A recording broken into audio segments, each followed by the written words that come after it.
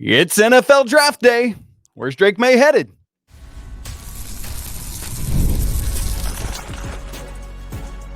You are Locked On Tar Heels, your daily podcast on the UNC Tar Heels. Part of the Locked On Podcast Network, your team every day. Hey there, it's Thursday, April 25th, 2024. It's NFL Draft Day. Welcome into the Locked On Tar Heels podcast, the only daily North Carolina show out there. I'm your host, Isaac Shade, and you're joining us at the place to get your Tar Heels content every single day. Thanks for making us your first listen or watch, and a special shout out to all you everydayers and all of you members of the Locked On Tar Heels Discord community. This episode is brought to you by FanDuel. Make every moment more. Right now, new customers get $150 in bonus bets guaranteed. It's $150 win or lose. Visit FanDuel.com/lockedon today to get started. It's a two-show Thursday. Great stuff. We're going to be talking NFL draft, looking ahead to Carolina's offense and defense next season. We are joined by a very special guest, Max Chadwick from PFF. And make sure to check out our other show today where I'm joined by Coach Bill Robinson, just like every other Thursday. Let's dive right in. It's great to be joined here on the first day of the NFL Draft by Max Chadwick from PFF, Pro Football Focus, college football analyst for them and co-host of the PFF College Football Show. Folks, make sure you check that out as well. And also make sure to check out PFF's mock draft simulator at pff.com/mock. You can make trades. You can select your favorite players in the 2024 NFL Draft and stack up rewards. I like rewards, Max. I like gifts. Bring that on by using PFF's mock draft simulator at pff.com/mock. Today's the last chance to get in on that round one action because it's kicking off tonight. And so, Max, that's obviously the first question on the minds of Tar Heels everywhere. It's draft day, and the big question, where is Drake Maye going to wind up? In the latest PFF mock draft, he went to the Commanders. Is that how it's going to play out tonight? I don't think so, unfortunately. I believe that mock draft, I think Gordon McGinnis might have wrote that mock draft, my boss, actually. And that was a mock draft of what he personally would do. That is not what he thinks will happen. I think the consensus right now is that Jaden Daniels, the Heisman winner from LSU, will be the number 2 overall pick to the Washington Commanders, even though I disagree with it. I think Drake should be the number 2 overall pick behind Caleb Williams.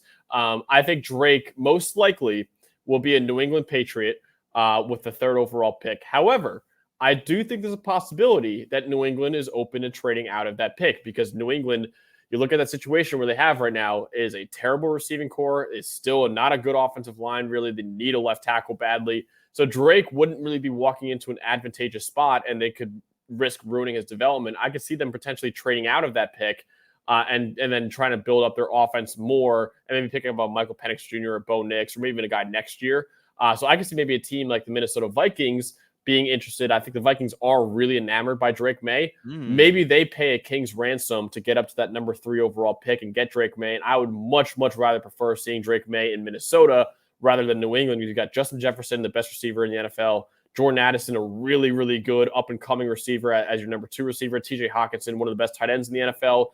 2 great, great offensive tackles protecting you in Christian Darrisaw on the left side and Brian O'Neill on the right side. And then Kevin O'Connell, the head coach, is one of the smartest offensive minds in the sport, honestly. So that'd be a great environment for Drake Maye to go to in Minnesota. New England, not a great environment at all for him to go to. I'd be pretty worried about him in New England if he goes there. But I think it's most likely that he's a Patriot. But I would keep an eye out for the Minnesota Vikings to make a big splash and move up for Drake Maye. So I love that, Max. Obviously, folks, keep your eyes on that tonight for those bells coming off. Are we going to get a draft night trade? What will happen there? But Max, you said if you're the Commanders or, just looking at the big board side of it, you would actually have Drake Maye 2 over Jaden Daniels. I know that's been a lot of back and forth. Caleb Williams feels pretty cemented in at number 1 then overall to the Bears. Why would you have Drake Maye over Jaden Daniels? What wins out? Yeah, so I think there's a few reasons for it, honestly. One, I think just arm talent-wise, Drake has significantly more arm talent than Jaden Daniels. And I know Jaden Daniels is probably the best running quarterback we've seen since Lamar Jackson. But I would say Drake is still a really athletic quarterback either. It's not like he's a statue in the pocket by any means. And there's another reason why I think is that Drake, both of his years as a starting quarterback, he's graded out at a 90-plus level for PFF, which is an elite level. Jaden Daniels, meanwhile, took until year 5 as a starting quarterback to grade out as a 90-plus level. And, of course, he was the best quarterback this past season. Don't get me wrong. Sure. But I do think, Drake has a couple years on Jaden Daniels in terms of age, and he's been elite. All we've known from Drake Maye is elite play. And I think a lot of his quote-unquote down season was more due to the fact that UNC's supporting cast around Drake Maye wasn't as great. Whereas you look at Jaden Daniels, he had a top 5 pick in Malik Neighbors to throw to. He had another first-round receiver, most likely, in Brian Thomas Jr. to throw to. And then he also had 2 first-round tackles maybe next year in Will Campbell and Emory Jones protecting him. That brings me to my third reason.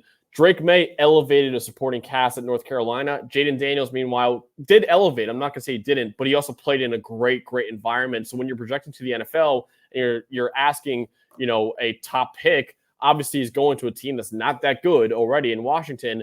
You're going to want him to elevate a supporting cast. Drake Maye has proven that he can do that. Jaden Daniels really quite hasn't done that at LSU.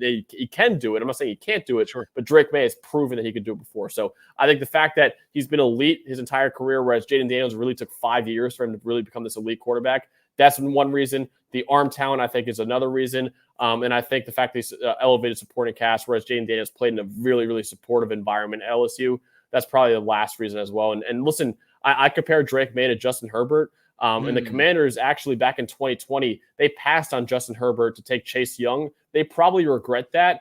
They might regret passing on, another Justin Herbert again and Drake Maye. I think that's probably likely. But I personally don't even think it's close for me. I would take Drake Maye and not think twice about it if I'm the Commanders. But what I think will happen, that the Commanders will take Jaden Daniels with that number 2 overall pick. Max, I want to ask you more about that relative youth as compared to Jaden Daniels in just a second. But first, let me pose a hypothetical scenario to you based on what you said about elevating the guys around you in the supporting cast. Let's pluck Drake Maye up out of Chapel Hill and land him wherever you want to around the nation. Columbus, Tuscaloosa, I don't care where it is. Would we be talking about Drake Maye differently had he not been a North Carolina Tar Heel? Yes, I think that's possible. I think you put him in Ohio State, for example, who struggled. And not struggled. Kyle McCord was fine at quarterback last year, but wasn't, of course, the elite quarterback that Drake Maye is. He obviously would be. I think you would put him in Columbus with Marvin Harrison Jr., Emeka Egbuka, all those weapons. I mean, they could have probably won the national championship next year. In fact, I'd probably say they would have won the national championship if they had Drake Maye as their starting quarterback. So comes off a national championship. Yeah, we're not talking about Jaden Daniels and Drake Maye. We're talking about Caleb Williams and Drake Maye at that point. So that's a good way to put it. I think that's a good way to think about it. Is like, hey, you put them in LSU. And listen, Jaden Daniels was fantastic. They had the best offense in the country, most of it because of Jaden Daniels. But I also think Drake Maye, it's like you put him on LSU. I don't think they really drop off at all. Whereas, Jaden Daniels, you put him on North Carolina, he still will be a great runner. But, how will we do when he has way worse receivers at North Carolina than, what he had at LSU? Like I said, right, 2 first-round picks at receiver and Malik Neighbors and Brian Thomas Jr. So that's a question. And again, I'm not saying that Jaden Daniels is incapable of elevating supporting cast. He just hasn't proven it yet. Drake Maye has. So that's why I think that's a big reason for me why I'm much more comfortable spending the number 2 overall pick on Drake Maye than I am on Jaden Daniels right now. You talked about how Drake Maye, just these 2 years, and both of those he's graded out as elite. Jaden Daniels, it took to year 5. What does that relative youth mean for Drake Maye in terms of thinking about, like, if he is able to go somewhere where he could be a clipboard guy for a year and just continue to grow and get some of that experience, how does that relative youth from a quarterback life either become a positive, a strength, or a negative detractor for him? Yeah, it's an interesting question. I don't personally think it doesn't really matter that much because quarterback is one of those positions. It's not like running back where it's like if you're older as a running back, it's going to be tough because your shelf life is very short. Quarterbacks, I mean, unless you get hurt a lot, I mean, you can last a pretty long time. Look at Tom Brady. He played until he was 45 years old, basically. So I don't really think the age matters as much. What I was trying to get at with that was that Jaden Daniels, the development took so long. Drake came in immediately and was awesome. Like that to me matters a little bit. And now, of course, this is who Jaden is now. So that's why I'm still think he's going to be a good player. Like Joe Burrow, for example, is a good age thing too. Like he took until, again, like him at LSU, it took until year 5 for him to really figure it out. And he turned out to be spectacular. And another thing that I guess goes in Jaden Daniels' favor, Burrow had an unbelievable supporting cast at LSU, and it still worked in the NFL. Like, he's still one of the top quarterbacks in the NFL. So I'm not saying that it can't work for Jaden Daniels, but yeah, I think that's another thing that matters to me is that, I do value age a little bit when it's like, okay, Drake Maye is 2 years younger, and he's basically been just as good as Jaden Daniels in each of the past 2 years. That matters a little bit to me as well. That I think that's just who he is as a superstar. Whereas Jaden, it took a while. Like, he wasn't a very good quarterback at all at Arizona State. He really struggled as a passer. Last year, he was very conservative, but he got a lot better as a passer. And then this year, obviously, he was the best quarterback in college football. Drake has been an elite quarterback both of his years as a starter. So that does matter. I don't think the age matters as much as a quarterback as it does other positions. But the fact that Drake was immediately elite, whereas Jaden took until year 5 to be elite, that matters a little bit for me, at least when you're evaluating these guys. I love it. Great insight there from Max, folks. Now, the question becomes, as we start to look ahead, you've had 3 years of Sam Howell, 2 years of Drake Maye, and who's next in Mac Brown era 2.0? We're going to try to answer that question coming up in just a second. Right after I tell you about Monopoly Go. We've all been there, either as a player or a fan. It's halftime. Scoreboard's not looking too good. You're feeling low. Not sure if your team can pull out a win. Well, that's when you got to dig deep, lift up your head, and say to yourself, it's time to get back in the game, pull off some bank heists, and take as much of my friends' money as I possibly can. That's right. The smash hit mobile game Monopoly Go lets you compete with your friends to get the most riches and the biggest empire. It's the Monopoly you love, but on your phone, anytime, with tons of new twists, including leaderboards to compare your progress to your buddies. There's so much to do. You can play on countless dynamic Monopoly boards. You can make your friends bankrupt by smashing their landmarks with a wrecking ball, charge other players for rent on your iconic properties, and more. You can even work with your friends to crack open a community chest and get extra awards and climb that leaderboard. So get back out there, put your game face on, and download Monopoly Go right now, free on the App Store or at Google Play. This episode is also brought to you by Game Time. Thank goodness the weather is finally heating up, and that means it's time to get out there and take in some Major League Baseball action. Well, great news. Game Time is now an authorized ticket marketplace of Major League Baseball, making getting tickets even faster and easier. They've got killer last-minute deals, all-in prices, views from your seat, and their lowest price guarantee. And with all of that, Game Time takes the guesswork out of buying MLB tickets. One of my favorite features on Game Time is the last-minute deals. Say you want to get in on tickets for an NBA playoff game here on just a whim. Well, you can save up to 60% by buying last-minute tickets on that, or also concerts, comedy, theater, and more. I always worry about third-party tickets being like bogus. You get to the gate and they turn you away. But with Game Time ticket coverage, your purchase is covered by the most flexible customer service policy in the entire ticketing industry. I love that peace of mind. So take the guesswork out of buying tickets with Game Time. Download the app, create an account, and use code LOCKEDONCollege for $20 off your first purchase. Again, create an account and redeem code LOCKEDONCollege for $20 off. Terms apply. Download the Game Time app today. Last minute tickets, lowest prices, guaranteed. Once again, we're joined today on Locked On Tar Heels by Max Chadwick from PFF. We've just been talking about Drake Maye and where he's going to go in the first round of the NFL draft tonight, but unfortunately that means he will no longer be a Tar Heel. So as we project ahead to the fall of 24, just like when Drake Maye was preparing to be the starter 2 seasons ago, we did not yet know until game week whether it would be he or Jacoby Criswell getting the call as QB1, which is quite hilarious in retrospect. But here we are having a similar conversation about Conner Harrell, who's been in the system, or Max Johnson, who has transferred in, along with his brother, by the way. Not too shabby to get Jake in that tight end room. We'll take that. Max, Carolina just had their spring game on Saturday, their untelevised spring game, interestingly, their choice by Mac Brown. But as you kind of forecast ahead with these two guys, one who's been in the system for a while, one who's coming in from a couple SEC stops, how do you kind of forecast ahead to the post-Drake Maye era?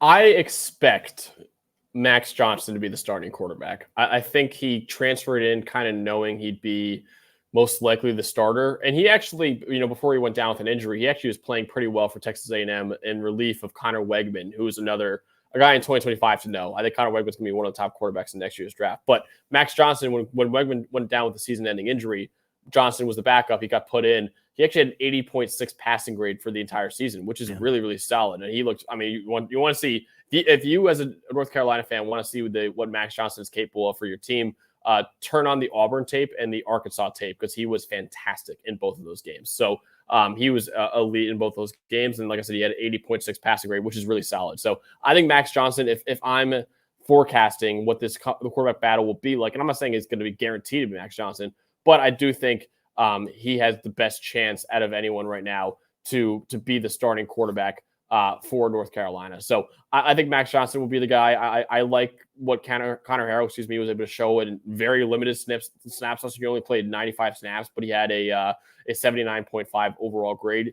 Good stuff as a runner too. I think he's got some abilities of dual threat, but I do think Max Johnson, the son of actually Brad Johnson, Super Bowl winning quarterback, I think Max Johnson is probably the most likely starting quarterback for the Tar Heels next year. And look, Max, name aside, and I think that's why you're going with Max Johnson, is because clearly you're named the same and it just lines up. And no, I'm exactly. But look, here's the good news for whoever wins that job. There's a dude behind them named Omarion Hampton, who you can just turn around and hand the ball off to a whole bunch. Not to mention, I think it's critical getting Darwin Barlow in from USC and what he can add to North Carolina in that backfield to spell Omarion Hampton some. Obviously you got to have the offensive line to pave the way, and we're looking at how that's going to continue to piece together. But how can Omarion Hampton kind of bridge that gap from Drake Maye to whoever wins this job? That is the offense next year. The engine of that offense is Omarion Hampton. I actually, on our PFF College Football show, we interviewed Mac Brown about a month ago, I think, and we talked about Omarion Hampton, and he was saying, man, our DBs hate practicing against that guy. He's like, our DBs do not enjoy tackling him. And I was like, Coach, to make you feel better, I don't think ACC defensive backs enjoy tackling Omarion Hampton either. So I think it's kind of a universal thing in that conference. He is a bruising running back. I think he's a top 3 running back in the country. I think he's going to be one of the top running backs in next year's draft. He is an absolute superstar. And I know the headliner this offseason is going to be who the next quarterback to replace Drake Maye, and then after Sam Howell as well. I think the bigger headline for that offense is Omarion Hampton. I think he is going to be the focal point of that offense, and he should be the focal point of that offense as well. I also think it's a damn good tight end room that North Carolina has as well. It's one of the best in the country. I think John Copenhaver is a really, really solid player. Bryson Nesbitt I had as one of my top 10 tight ends in the country entering the year. And then you mentioned Jake Johnson transferring in, who I think has a lot of potential too, as Max Johnson's little brother. He was a super highly rated recruit coming out of high school. So I think those 3 guys, man, I mean, they could be running 13 personnel potentially. I don't think they will, but I think you could with Bryson Nesbitt being like a slot receiver almost. It's almost like a disservice calling him a tight end, because I think he's more of like a slot receiver than anything else. That's absolutely right. Yeah, so I think you could have Copenhaver and Jake Johnson playing a lot out there. So great tight end room, and then like I said, one of the best running backs in America as well. So yeah, I think North Carolina, that offense is going to be really interesting to watch next year, because I think there are some really, really talented players that Max Johnson or Conner Harrell can rely on next year. All right, let's wrap up Omarion Hampton in some bubble wrap. Make sure nothing happens to him, no jet skis or anything like that this summer. And yeah, I'm right with you, Max. That tight end room, what great safety valves for all those guys. But Bryson Nesbitt, as you said, can get downfield. Let's just not think of him as a stereotypical tight end. But here's some other good news in the pass catching core, is that outside of Tez Walker, who we expect to be drafted probably Friday night, maybe sometime Saturday, which I'm curious your take on him first. But then also, you do get a lot of other returning receivers. Nate McCollum, who transferred in last year from Georgia Tech. Kobe Paysour, coming off a 3rd foot surgery. J.J. Jones, Gavin Blackwell. And there's some freshmen who could pop for this team. Alex Taylor, Javi Green, Jordan Shipp, etc. So first, Max, I'm curious your thoughts on Tez Walker, who obviously the big storyline was him being held out by the NCAA before now anybody and everybody can transfer 18 times and they're good to go. Right. And so that's what it is. But how do you forecast Tez Walker's draft potential? I think if I'm forecasting where he's going to be picked this weekend, I think he and Cedric Gray, I would expect to go late 3rd round, potentially sneak into the 4th round. but I think that they're both going to be day 2 picks probably. So I would say late 3rd round for both Tez Walker and Cedric Gray. Those are probably the only other North Carolina players I expect to get drafted besides Drake Maye, of course. But yeah, I think Tez is a guy. He's got to get more polished, but I think he can be a vertical threat 100%. For a team. He's got really good size at 6'2", 193 as well. Did not have a really good Senior Bowl at all. That was very disappointing. He actually, our lead draft analyst Trevor Sikkema, had Tez as like a 1st-round player entering the Senior Bowl. Had a really tough Senior Bowl. Had a really good combine. Obviously 4.3 640. Like he's a really fast player for being a bigger receiver as well. I think he's a really, really good athlete. And he could be a good vertical threat for a team. But I expect Tez Walker. This wasn't as dominant of a season I expected out of him, obviously being held out for a little bit. And then obviously the Senior Bowl was a really rough showing for him. But I think that will probably push him more into the 3rd round range and maybe even early 4th round than I expect like a 2nd or 1st round pick right now. So Tez Walker, I'd expect more as a late 3rd round player if I was forecasting where he's going to go right now. All right, that's a look at the offense upcoming this year for North Carolina. One of the hopeful things is that they won't have to continue to outscore teams to win as they've done the past 2 years under Gene Chizik. Jeff Collins is in as the new DC. What's that going to look like for the Tar Heels? We'll talk with Max about that in just a second. Right after I tell you about FanDuel. It's playoff time in the NBA and the NHL. Baseball is in full swing, and FanDuel is your place to bet on every game. Right now, new customers get $150 in bonus bets guaranteed. That's $150 win or lose. Bet on everything from slap shots to home runs to slam dunks, all on an app that's safe, secure, and super easy to use. How about some 2025 NCAA National Championship odds? Kansas leads the way right now at plus 1,000, followed by Duke at plus 1,200, UConn plus 14, Houston and Alabama tied at plus 1,600, and North Carolina at plus 1,800. So what are you waiting for? Visit FanDuel.com/lockedon and make your first bet an automatic win. FanDuel, America's #1 sportsbook. Well, the Chizik era at North Carolina did not go very well the past 2 years. The defense just has not been able to do it. As Max just mentioned, Cedric Gray is obviously out the door, who's kind of been the staple and the heartbeat of this defensive unit in those 2 years under Gene Chizik.